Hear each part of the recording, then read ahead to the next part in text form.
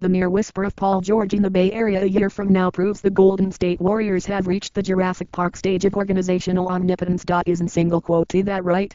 1993 single quote asks Jeff Goldblum. The Warriors could do this. The Dubs have achieved such success, have done the improbable so many times, have so consistently pushed the right buttons, that their shot to get George next summer, mentioned by the Athletics' Tim Kawakami in June and repeated later with the Washington Post's Tim Bontemps, cannot be dismissed out of hand. Not after they added Kevin Durant in 2016, and especially not as they take step after step toward full-on marquee franchise status. The talent on the floor is one thing, but the front office wizardry, the tech mecca location, the new San Francisco arena under construction, and the comically ambitious ownership are entirely different. The Warriors are hurtling toward history, and soon we'll see them connected to every star with an itch to switch teams. If it is not impossible, we must assume the Warriors can do it, and if it is impossible, maybe we still shouldn't rule it out. Because Golden State won 73 games, and then this happened. Noah Graham/Getty Images. In the context of George, the appropriate question is not whether Golden State can pull this off, but whether it should. A hypothetical transaction situated a full year into the future could obviously take several forms.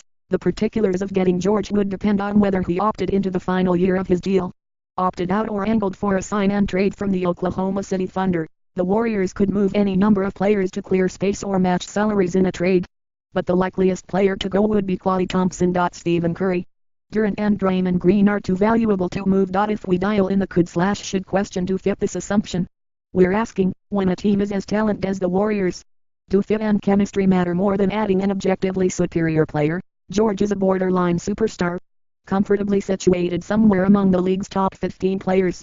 He can run an offense, score at 3 levels, and defend the opponent's best wing. You can go a long way if he's your best player, as the Indiana Pacers showed in 2013 and 2014 when they reached the conference finals. Terrific as Thompson is, he's not leading a team to the postseason's penultimate round. There's single quote as also nobody quite like the Warriors shooting guard, an archetypal 3-and-D weapon, heavy on the 3, who's fully satisfied being the third option. Oh, sure, he's capable of scoring 60 in 29 minutes or piling up 37 in a quarter, but he's also cool knowing he'll never be the man on his team. I don't feel like I sacrificed at all, Thompson told ESPN's Zach Lowe of his first season with Durant in Golden State. I'd rather be a part of something that could leave a legacy. There is more to basketball than getting years, or being the guy. I hope I do this for a long time for the Warriors. Contrast that with comments George made after a playoff loss in which he gave up the ball in the closing seconds and watched C.J. Miles miss a potential game-winning jumper. Via Ben Gulliver of Sports Illustrated: George isn't wrong, but the absence of sentiments like those are part of what make the Warriors who they are, and Thompson, though perhaps an objectively inferior player on balance, subscribes to beliefs diametrically opposed to George. Good luck finding another all-star with an approach like Thompson.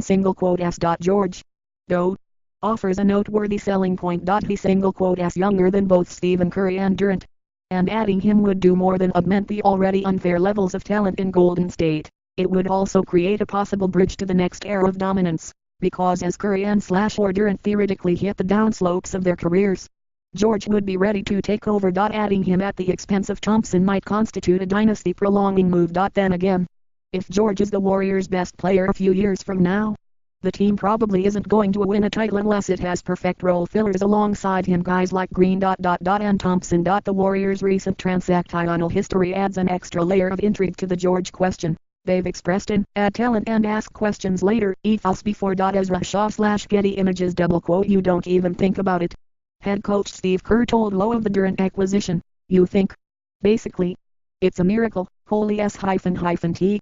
We are getting Katie to this team. At the same time, the Warriors famously declined to trade Thompson for Kevin Love in 2014. Back then, Love was regarded as the superior player, but Golden State didn't like the fit. Oh, and the fact that the Dubs also reportedly turned down a Thompson for George swap in July seems relevant. Maybe the calculus changes if the Warriors don't think they're moving on from Thompson for a one-year rental of George's services. But should it? It's intoxicating to imagine George's ability to wreak havoc on defense and create scoring chances with versatility and flow Thompson could never match. Picturing George on the floor with Curry, Andre Iguodala, Durant and Green in the mother of all hybrid, positionless lineups is like looking into the league's future. The raw star power would be stunning. And you know the Warriors, An organization that has seamlessly integrated huge names already would have to be confident in their ability to do it again. Andrew D. Bernstein/Getty Images. But step back and try to understand the reason the Warriors are in a position where everyone seems obtainable and the most fanciful dreams appear feasible is because they've been as calculating as they've been bold. Sure, they added Durant, a superstar Kerr admitted was so objectively brilliant as to make fit a secondary concern, but they also knew he wanted to be a part of an egalitarian basketball experience. It wasn't a thoughtless talent grab. No matter what Kerr says. The Warriors are great enough as they are. They fit together perfectly. And Ray stirring the mix by adding George would be a risk. That's not to say they should avoid tinkering forever, riding this core into the ground and starting over when it's all done. They can make tweaks and even take big swings. But they don't have to force it. They can wait until something as obviously beneficial as signing Durant comes along. The real takeaway here is the Warriors, an organization with more talent and cultural cash than any other, are now in a position where they can reasonably expect something better. Follow Grant on Twitter and Facebook.